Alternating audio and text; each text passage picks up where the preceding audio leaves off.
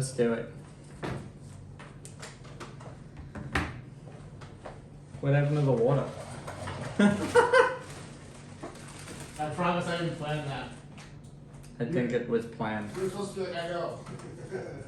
I think it was indeed planned. Seems like a Brandon Sobel plan.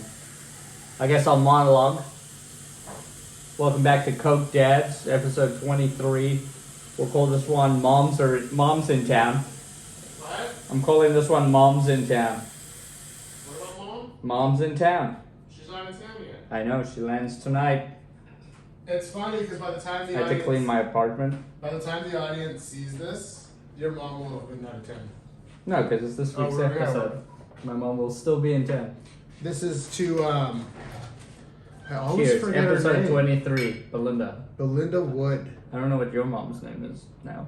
Barbie Diamond. Oh, Barbie. Barbara or Barbie? No one's named Barbara. No one's named Barbie. That's insane. That's insane for your kids to come out of the womb and just be like, I'm going to name her Barbie. That's insane. I don't know. Insane, no, it's Barbara. People coming out of the war were insane, bro. I don't know. It's Barbara. And then Barbara. their generation changed it to Barbie. You know? Barbie. Yeah, you can hear the difference. A Barbie. What up? Brando jokes. Ariel Kagan comedy. Episode 23. Gonna soon be Ariel Kagan jokes, maybe, because I gotta recreate a new account. It's so funny that guy was like, "This will ruin your career," and I was like, It did. "Whatever, bro." And then it actually did. Shout out to the one time a bunch of you Quinton. watched a clip of ours. What happened is that Ariel went on one of his ever so pleasant God isn't real rants. So listen, I stand by my And beliefs. some guy in the middle of the night hit up his phone. It was just like, yo, You should take that down. you're And I going to get in refuse. trouble. And sure enough, you can still follow Ariel Kagan comedy. You know what I was thinking? Yeah. Bubbie's Boys Presents is dope. We should have been Bubbie's Boys Entertainment. We still can be. No, when I have enough money, like when we're making enough money that I dress the part. Like I'm not saying I don't already look better. I'm just saying that the progression is real. Yeah. Bubbie's Boys Entertainment, and then Brando jokes isn't going anywhere. Well, And you then don't do Ariel anything with Kagan it. jokes is a lot to digest. Yeah, I know. Ariel Kagan comedy at least has that alliteration that makes it like, you know, because that's still a lot to digest. Because how people say, and you're like, what's your Instagram? And you're just like, oh, Ariel Kagan comedy, mate. Check me out in the Ariel Kagan comedy, mate. I don't know why you're letting me talk so much. Well, because you always talk so much.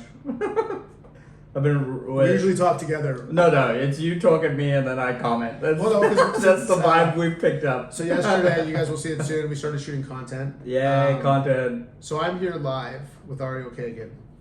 Last me. night was the first in the 4-part mini-series of Backroom Comedy Presents The Draft. The draft.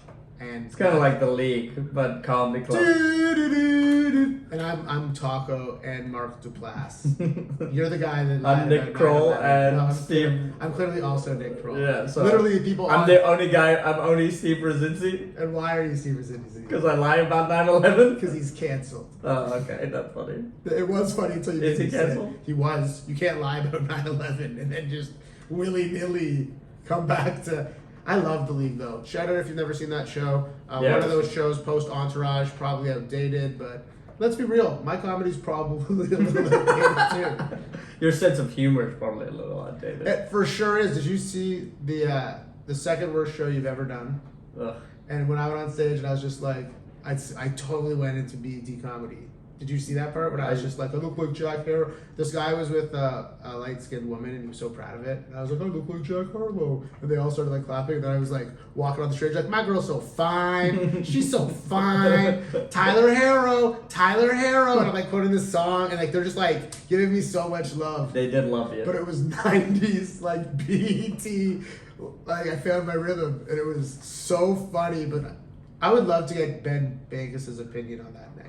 Because Ben Bankis, one of the best comedians out of this city, came by for a guest spot and he got it.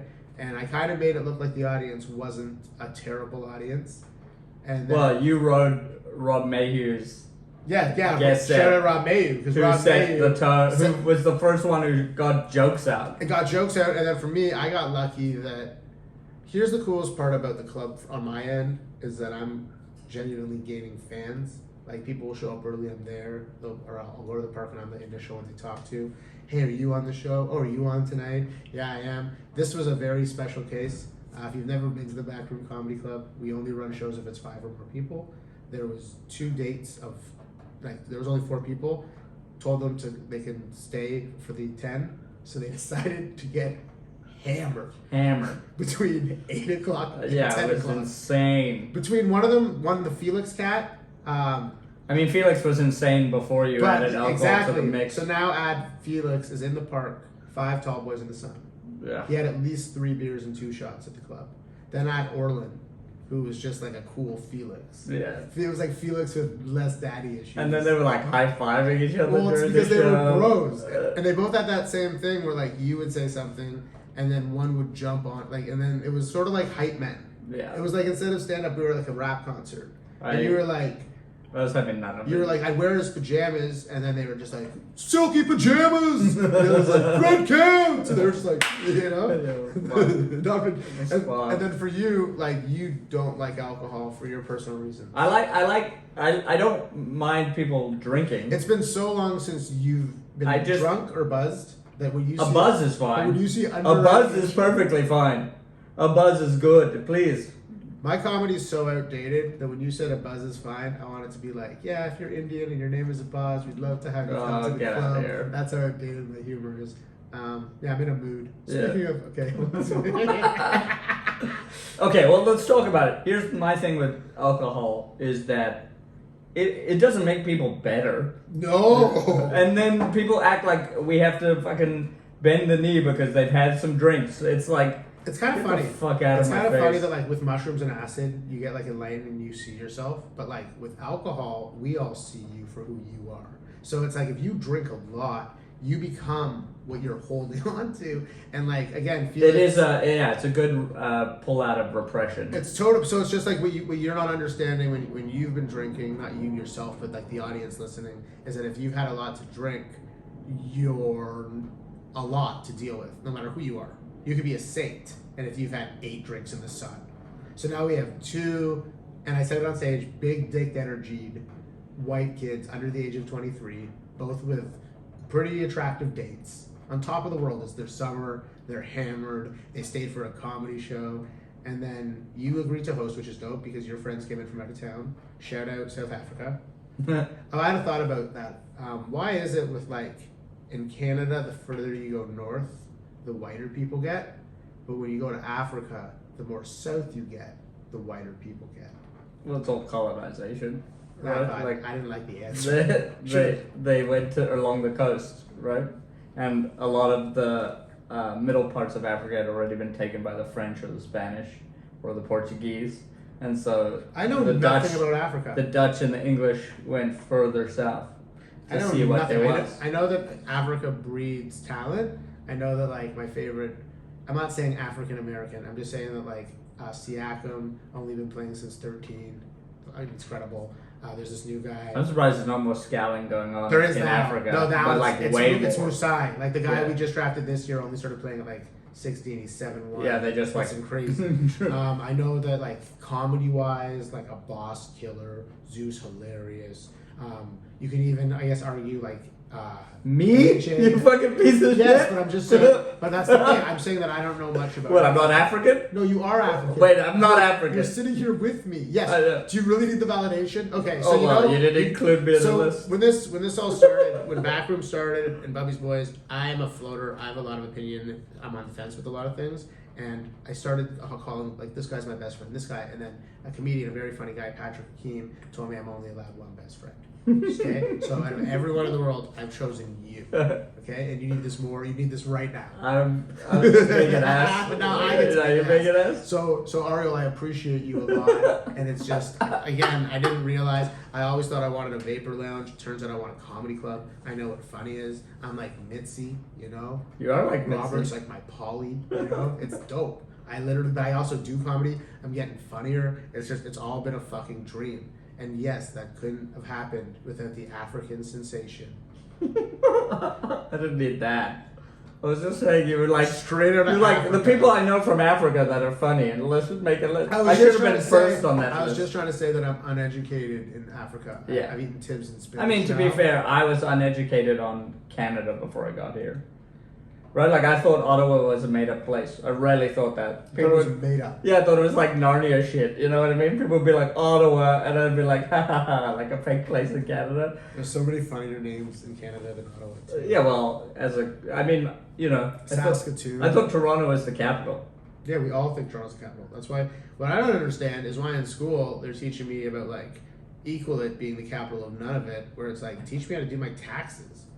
Like I can tell you about St. John's, Newfoundland, and St. John, Halifax, but I can't tell you how to invest money with dividends. You know, like we live in this world. I'm actually at the theory now in my life where it's like, this is heaven, baby. Also hell, depending on mindset. But like, where else could I just go do whatever the fuck I want and enjoy it? And it's like, there's all these people, all the afterlife. I don't actually hang out with any of them, so I don't know where I said all these people. But there's the theory on heaven and hell. But it's like, look at life, man. It's fucking beautiful. I mean, the theory on heaven and hell, so... but what about, how about instead of living in line here, you just don't be an asshole. Treat the other people you want to be treated. And then go get, like, a steak dinner and go, like, eat it off a girl's butt, you know? I mean, now you're getting into morality and ethics. Yeah. Right? Because you just said... What's our favorite television show? The Good Place. And why? Because it's about morality and ethics. But you just said, don't hurt other people. And then your next statement was, eat a steak off a girl's butt. If she's into it. Maybe she's only there for monetary reasons. Now you're into a gray area of ethics. All right, so let's try that again. That's why I'm happy I found my person. Because it's just like, You we like could eat food. steak off her It's ass. not that I can eat steak off her ass. I've never asked her, but I think she'd be down for that. But it's just like, even this conversation is just... Ribeye. No. Well, I assume I wouldn't be able to cut. Oh, you She's did not the going to let cut. me cut it. It would have to be like already pre-sliced steak. On the board. I don't know if she'd let me eat it off her ass. I don't know if I'd want to eat it off her ass. It was just an example. And It was just, I guess, it was a gray area. And then you're right. Is she doing it for monetary? How about this? How about you go live your best life and try to spend as little money as possible, unless you got the money to spend, and then go live your life the way you want it and keep morals and ethics at bay. Like, But don't again, be an asshole. No, but again, you know, this is love all when- great. This is all great because even the thought of morality. I had this argument the other day with someone. Is that morality? Why can't they just is be subjective. conversations? Why are they always Because arguments? because it's Here's my thing with you, Kagan. This is what grinds my gears. You're never like, oh, I had a great conversation. It's always, so I had this argument the other day. well, you're taking argument to mean bad. An argument is just two diametrically opposed counterpoints that are then discussed. Not every argument is bad, right? So why don't you say, like, I had this debate the other day. Fine. If that will make you feel better, I had this debate. Remember your quiche. I said timer. Okay, cool. This person said that they were like, can you be friends with someone who you know is less moral than you? And can you then also help that person? And This person's outrageous. Exactly. They said that. And I was like, so you're saying you're a morally better person? This person, A, thinks they're morally better than someone else. And then, But they may be. sorry, let's stay on A. A, they think that they're better morally than someone else and that they have the right to not be their friend. So that Then their counter question is now that they've agreed to already be their, not even a friend, a person in this person's life to make them better. This person's not a... well, okay, so they didn't. This is all. There's parts missing. So, firstly, they were asking if you know you are morally so they have evidence that this person is morally.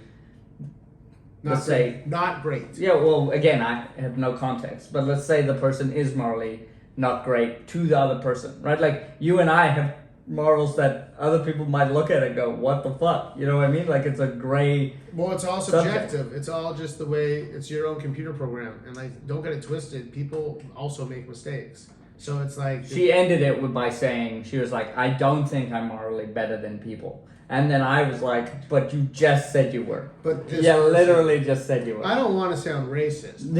But I don't know. When you get to that whole thing with morals, it's like, I guess I'm guilty of it too, and maybe that's why I project it so hard. But to honestly go around there believing you're more like, But that's what some people. That is So take probably it to church. at our core of where we're at societally. For me, that is a huge thing that's going on. Is that there's a war in ethics and morality right now. People want us to be these people, these high-held people who don't make mistakes, who are good people to everyone we meet, who are. Problem with that is a lot of the time it's not up to you. Like the other day, someone said I was an asshole just because I wasn't overly nice to them. But yeah, but rule number 2 in the whole game of life is don't take things personally.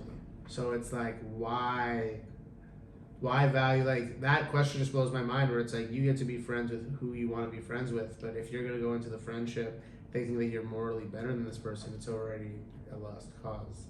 Well, and then it's like, can you help them? It's so like, someone who is so, are but they asking for help? Are they asking for help? Counterpoint is like, are you enforcing your morality on them, or are you just showing them a better morality? Is it someone having a bad time and that you're there to pick up their spirits and potentially change their lives? And like show them. Like I could argue that our friendship, when I was like, you need to go off drugs, that's me holding myself at a morality superiority to you. Yeah, but that's not how I made you feel, I don't think. You weren't like, I don't want you to do drugs because I don't do drugs. You were just like, hey, this is affecting your life. That's different. You know what I'm saying? It's not like, you weren't just like, and at one point, you were never even like, it was never like, if you keep doing drugs, we're not friends. It was just like, look what we're capable of. And then it's just like, you know what I'm saying? I mean, I did say we would never become as close as I think we could. You know we would have. I'm your father. Ariel. No, I was just doing like a... Yeah, like a little... No, but like, I don't know, it's just... You can't even look like my dad. Yeah, probably. Your dad looked Jewish. Where did you get it from? Dad? No, but that's just the weirdest part, and I'm glad we even had this talk, but it's just like, I don't know if it's you caught me on a good day or whatever, but when it comes to like other people, if someone's not asking you for help or wants a lifestyle change or is like in a weird place and you're going around trying to enlighten them, do you know what I'm saying? If someone's in a bad place and they need the help, go for it. But like you need permission, you need consent. Yeah, you can't just impose. Like morals need consent too. Yeah. You can't just be like, because like I consider myself a very well valued human being, and I consider myself where I have a high moral code, and it's just that like I'm called multiple times a week by women who are young that I'm innocent. You know, like at the club, Gigi's always like, "You're so innocent." It's like, dude, I'm just being me, and it's just like I would never ever impose. Sure, if someone wants to have a conversation about morality and morals, but I would never. And then if someone makes me uncomfortable, it's not my job to be like, step up your morals. It's like my job to just keep doing me. Like what I've learned with the club and with the last little bit is that we're attracting the right people. We got a brand new barker last night that's only done under 30 sets, but he clearly is hungry for comedy. Look at what we've done with like the newcomers. It's not even us, but look at that progression where it's just like, you just go at look at relationships. You go at your highest level. You get attracted to the right people. Even that PGA Tour joke I tell in like my life, if I was just being me at the highest level, things would have been fine. Like, yeah, maybe she wouldn't have been my wife or my girlfriend, but like, I was fucking a very attractive person where it was just sex. And instead of leaving it at just sex and working on me, you know what I'm saying? Yeah, I'm with you, man. So it's just like now, and it's super weird, but like, even right now, you're about to eat lunch, I'm starting editing, we're gonna head to the library. It's just, I got a lot going on in my life right now. So sit there and think, that's where I think this person's morally confused, because it's just like, how do you even have time? Unless it's a person that you can see a future with, or like... I mean, I don't have context. Right? The older you get, the more it's no new friends. And it's not for any other reason. It's just you're really busy. It's just, that's all it is. Yeah, I mean, it depends, right? Like, I think, new relationships help. People come in and out of your life. I'm just saying that if you're working at your high frequency, your frequency will attract other like-minded human beings. Agreed. And you don't have to worry about anyone else. That's all I'm trying to say. That whoever this woman, who is for sure a woman, whoever she is, I'm just saying. I like the I liked the debate. Right, I like debating it. What was the side that you were on? Oh, Because let me be on the opposite side. Having been on the side where people have called me immoral, right? I have been called immoral. Right, people have just monikered me that, and then I look at my own life, and I have done some immoral things. I'm not a person who holds morality as high as maybe I should, right?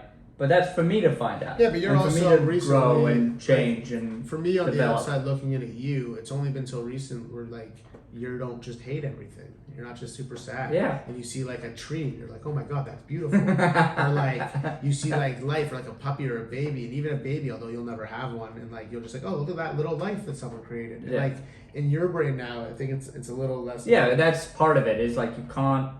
How can you hold yourself ethically when like around you is toxic? You know what I mean? Well, Like that's where you start. Like I don't know. The ethics is a very weird thing because it's just like you have the law, and then you have everyone else's own subjective opinion.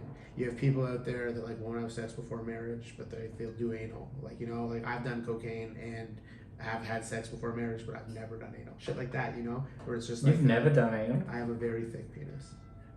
You've seen it. in my ass, and No, again, No, this joke's hilarious, but no, like everyone who's ever allowed me is just once they've seen it are like, oh shit. They're like, Or nope. if they're into it, I'm just like, I don't know how I What? feel. Yeah. It's just like a weird. Now we're in a gray area. Of Well, no, because I ethics had a very good conversation the other day while I was barking with Gigi. argument. Okay. Conversation, a real conversation. Gigi, shout out Gigi Klein. Anyone who's been doing comedy 8 months or under, she's definitely top 5. Okay, 3, whatever. I don't know. Just want to get the story out. We were in the park, selling the tickets like we do, and some guy's like, "Hey, I'm only in Toronto for today." And she's like, "Oh, cool. What's your job?" And he goes, "I'm a pilot." And she goes, "Oh, I'm scared of flying. Like, do you have any advice for anyone to get over that?" And he said his mom used to be scared of flying, but what she's done in the psyche is she's now converted anything she's scared of, and she's now excited. Yeah. And that An kind of opportunity. is like, minus ticket sales, that's kind of how I'm looking at life right now, where it's just like, holy shit, like, I'm so scared of everything. I think since that conversation's another reason my comedy's gotten better, where it's just like, I'm not, like, don't get me wrong, I'm scared, but like, I ain't scared What are you of scared of? motherfuckers. No, look, that's what I'm saying. Yeah. Life's good right now. This guy messages me, he goes, "Hey, you hungry?"